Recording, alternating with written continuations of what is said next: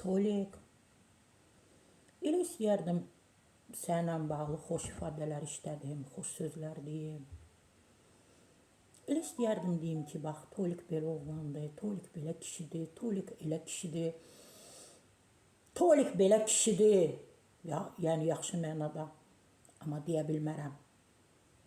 Sən niyə belə böyük bir səhvə yol verdin? Yadına gəlir də xatırlayırsan da, bir dəfə də sən belə səhvə yol verdin.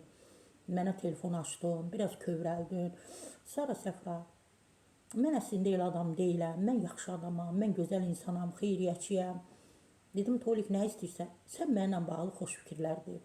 Mən səninlə bağlı xoş fikirlər dedim, səni müdafiə elədim. Heç sən mənim telefon zəngimə də cavab vermədin, heç mesajıma da cavab vermədin.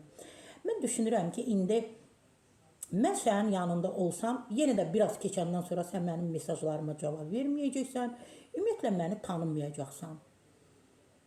Tövsiyəm nədir? Elə bütün aparıcılara tövsiyəm budur ki, ehtiyatlı ol, ehtiyatdan əlavə. Qarşınızı görün. Qarşınızı görün. Heç kim görmək istəmir. Bax, pul gəldi, gedərdi. Təriflər də gəldi, gedərdi. Şan şöhrət də gəldi, gedərdi. Amma insanlıq gəldi, gedər deyil, insanlıq əbədidir. Söz ağızdan çıxdı, deyir, bu söz mənimsə qızıldır. Söz ağızdan çıxdısa, o sənin deyil. Sən onun sahibi deyilsən. Nə qədər istəsən də ki, o sözün tərifini edəsən, qızıldandır, gümüşdəndir, brilyantdandır mənim sözüm, o söz sənin ağzından çıxdı. O söz sənin deyil. Ona görə də hamıya tövsiyəm budur.